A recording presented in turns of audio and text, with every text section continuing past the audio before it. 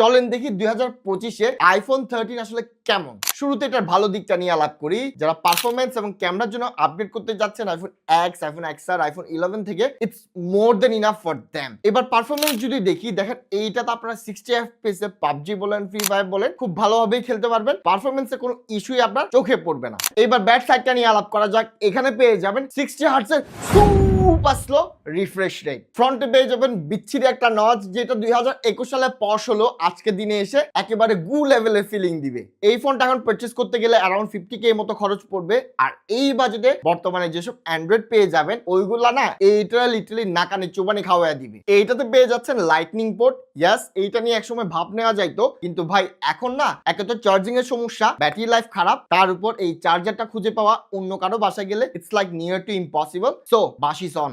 এইটার ব্যাটারি লাইফটা লিটারালি নেতাদের মতো বারবার শুধু বিদেশে